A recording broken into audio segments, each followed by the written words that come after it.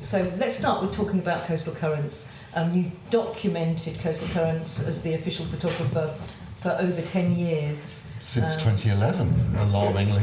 So what are some of your highlights of the festival? Oh, it's all a blur. There's been so much. I think a lot of them are little quirks that you run into. It's just that when you walk into some space and there's a scene going in within a scene, some of the set pieces were really good. The first year, I was invited to photograph the festival in 2011 by Lorna Crabb. So Michael, correct me, is that soon after Penny Precious left the council, because she started it, didn't she? 1 year after, yeah.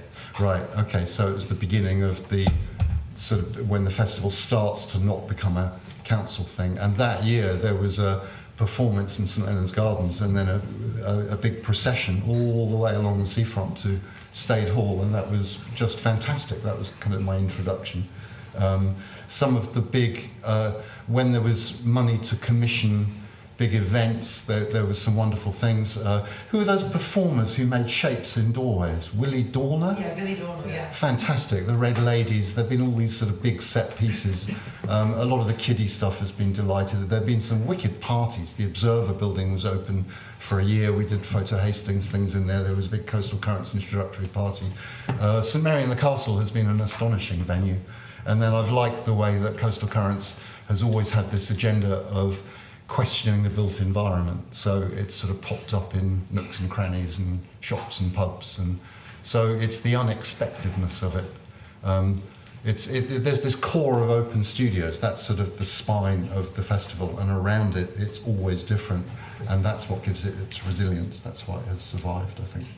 It's quite a privileged position to be in, to take photographs for a festival. Also a very exhausting one because so much goes on. But I mean, it must be exciting that you've just got this list of weird and unusual and amazing things to cover, and you never know quite what's going to be going on. And also, you're the worst person to be able to say what an event is like. And I've known this, in the 90s I worked with a club called The Big Chill, and I used to photograph the Hackney Fair and so on. And so I know, along with the organisers, we're all rushing around trying to get everything, so we don't actually experience the festival.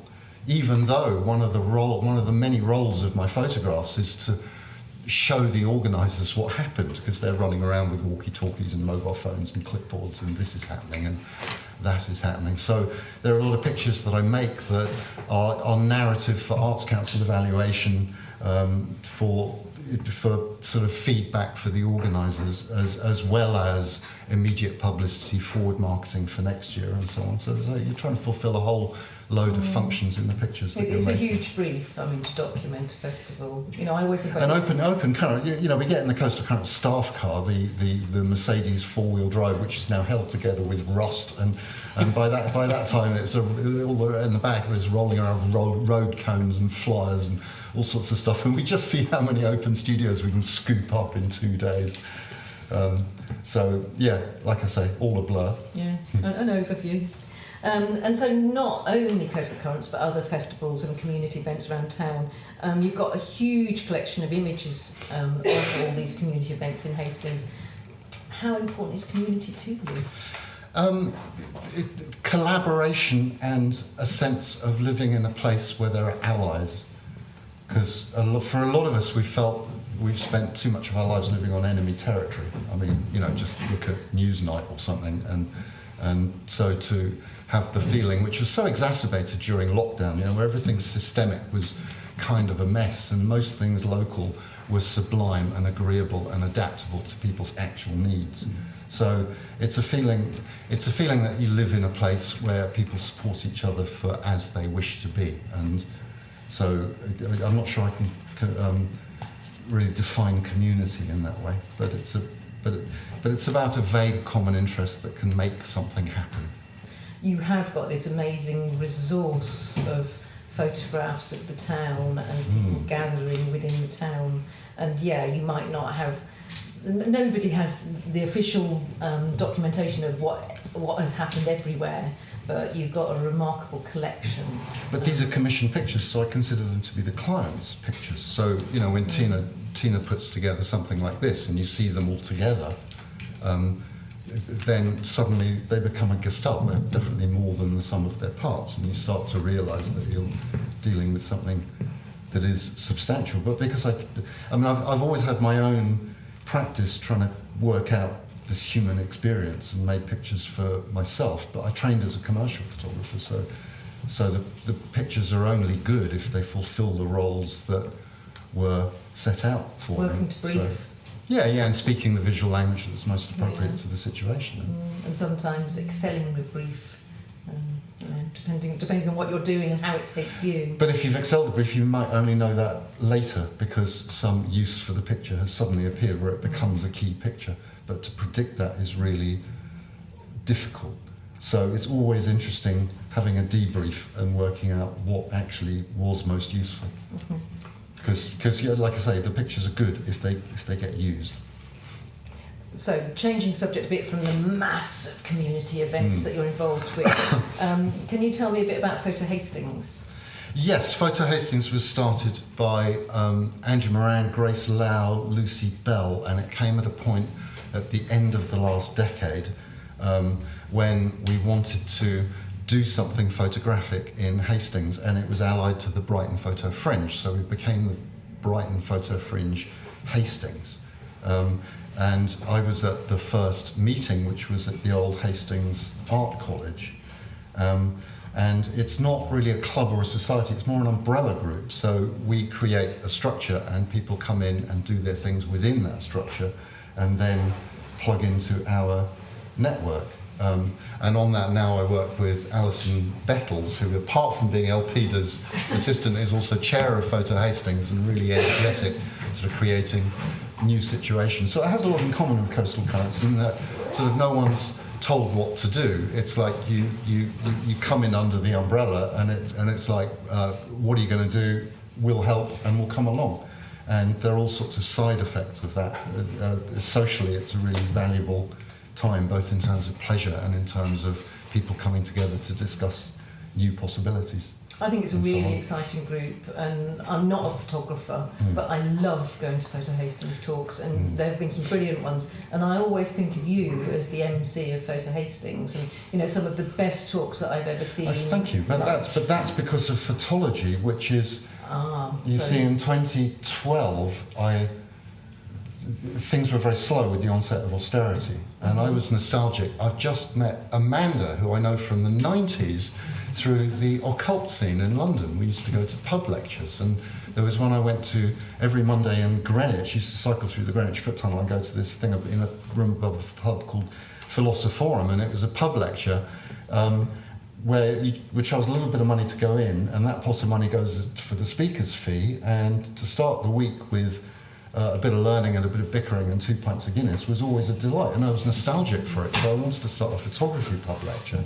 And back then there was nothing like that in Hastings, whereas now, of course, there are lots and lots of cultural events which are intellectually nutritious, you know, shall we say. And but somehow in Hastings I felt part of a photographic community in a way I never did in London, because it was always very competitive and much more ego-fueled. So even though my social circles were too exclusively in the arts, there were few photographers, whereas I came down here and I started to meet people with whom, maybe we'd worked for the same agency or used the same lab, or, we had sort of distant links, but there was none of that, but there was just a sense of mutual support that I hadn't experienced before, enabled by a small town.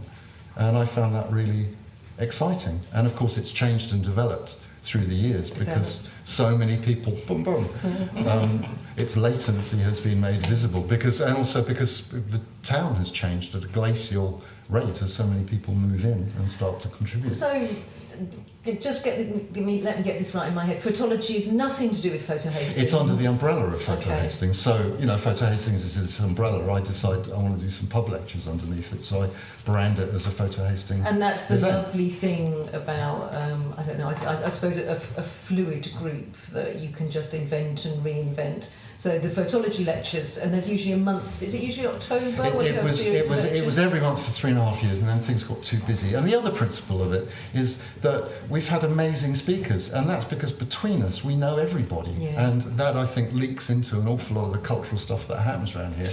It's not who you know; it's who we all know, and that sort of feeds into it. And at the basis, I remember the writer Hakim Bey, he wrote a book called Temporary Autonomous Zone years ago, a weirdo from Northern California, and it was just about the way that people can come together and make things happen and make a completely distinct thing. I mean, you think of early festivals, the Stonehenge Free Festival and so on. And the very basis of this is I think, a generational thing.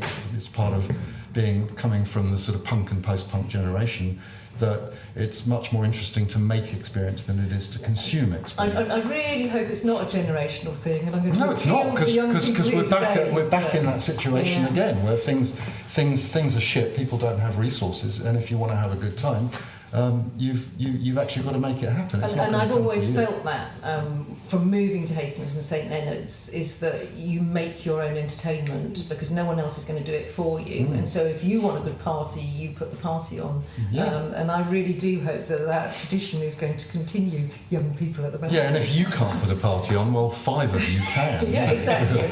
and so one of the things along that theme is Electra Studios project space, and I just think that, Photo Hastings and photology has been really important in bringing that space back to life, because I think the photography exhibitions there were the first ones to get people coming along and thinking, oh, this is an amazing space, and I really love the way that building is being used.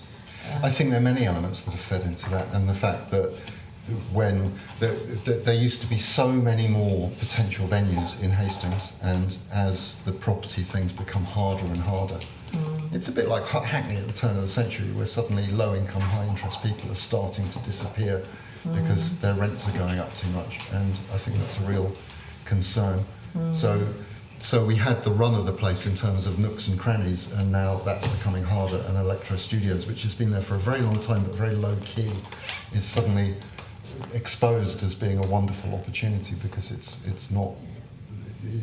of a type that is less common than it was. The next question on the list, and Tina has compiled these questions, but I'm really pleased this one was on, because one of my favourite things in the world is your Petra Kucha presentation about London Road. And I don't know how many of you know about Petra Kucha, but I didn't see the original. I've only ever watched it online, but it was done in this building. They used to be Petra Kucha, which they're 20 slides and you talk for 20 seconds per slide. And it's global. It was started by a couple of architects in Japan. British architects in Japan. Hence the name that neither of us can pronounce correctly. But it's a lovely short way for people to talk about something that they're passionate about. It doesn't have to be your own work, but this one worked particularly well. So we've talked about you, Alex, in terms of your briefed work, doing commissions for documenting festivals and doing your commercial work and working with Photo Hastings. But the London Road project that you did and spoke about in this Petcatcher is just amazing. Tell us a bit more about it and why you wanted to do it. Oh, thank you. Well, Tina invited me because she did a Coastal Currents Petcatcher upstairs here, and of course it's a terrifying thing to do. You've got 20 pictures for 20 seconds each, and it's on a time loop, so you can't say, okay, next one please. It's like you're being pulled along those seconds, so it's very demanding, which is why it's become a common tool in education, because it really makes students think very, very, very deeply, because you only get one shot at it. So I think, oh, what do I do? And because my day job has always been being told what to photograph for money, left to my own devices, I wander around like a fart in a trance, waiting for that sort of impulse where my hand reaches for the camera, and it's like a sort of kinetic tarot where I see what comes up and then I see what the pictures tell me, because they're made instinctively. So I always carry a camera. I'm not really interested in documenting place, I'm interested in documenting psychical space, as it were. So it doesn't matter where I am, and I happen to live in London Road. So I realised that, inspired by people who make projects after the event, so for example, the well-known vintage photographer Lee Friedlander makes all these books because he just photographs all the time, and then he goes, oh, chain link fence, oh, this, oh, that. So he picks out things and constructs projects with them. So I realised, of course, walking up and down London Road to the primary school for years and to the shops, etc., I just had an awful lot of pictures made on that road. And one of the drives is looking for the miraculous in the mundane. It's sort of a personal attempt to be awake and conscious. And so, you know, I could quote William Blake's infinity in a grain of sand, you know, so the grain of sand is everywhere, so is infinity, and London Road is just where I happen to be. So and I use very austere titles. It's a place name and a title, so I scan everything. I'm still addicted to the darkroom. I've been working with digital images since 1995, but for some reason I can't walk away from that act of making. And everything gets scanned, so all I've got to do is Google, is search on my computer London, and London Road comes up, and I put them all together.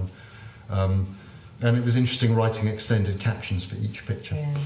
I do think that it's a really good medium to use, because if you've never done a presentation before, actually talking about 20 slides that mean something to you and only 20 seconds per slide, and it's done through PowerPoint, so it moves on after 20 seconds. You can't over talk, and you just have to hone it down. It's like a little haiku of a presentation, and it's an extremely good way to learn to be a public speaker. But I guarantee you that you should Google Alexander Brattell's pitch capture, and 6 minutes 40 seconds of your life, which is not wasted, and will bring you joy. Oh, thank you. But also the Roman writer Seneca once wrote, "Sorry for writing you such a long letter. I didn't have time to write you a short one." So, so preparing that is like triple work. They're really interesting things to write. So going back to Coastal Currents, as the photographer who often frames the following year's look or feel of the festival, what would your advice be to open studios, artists and participants to make sure that not only they, but their work is photogenic? Very simply, I think the more work you put into whatever you do, the better it is. So you have to actively market what you're doing. You don't just be part of Coastal Currents. That would bring you a certain amount of stuff, but it really is about building your own networks within a network. And also, you're creating an experience. So when you walk into a space where someone's carefully cleared their space, great excuse to get your housework done, and put some thought, some simple hospitality, nice arrangements, given some thought to the lighting. You feel that you're in a space where your presence is respected, and there's an aura. And also one lovely thing, the classification into events and open studios is rubbish, because we get a lot of things which are neither or both. So we've had open studios where people actually make a little day-long festival and get all their muso friends in to play and stuff. So they become events within an open studio. So if you gang together, split the overheads, find a space, and get yourself as an open studio in the brochure, and then you want to have a one-day Stonehenge festival, well, that's your business. And of course, it pulls in a lot more attention. Make some flyers, market it, use all the social media stuff. But also think about doing it as a cycle for 3 years. Andy Warhol once said that repetition adds up to reputation. And I think the first year you learn how to do it, the second year you gain some momentum, the third year you actually find out what it's all for. So if you're in it for the long haul, as has been said on here before, persistence really is everything. You don't just do something and then you expect your life to change. You're slowly gathering momentum, and then, of course, ricochets, tangents, stuff just comes in. Lovely. Thank you very much, Alex. Thank you.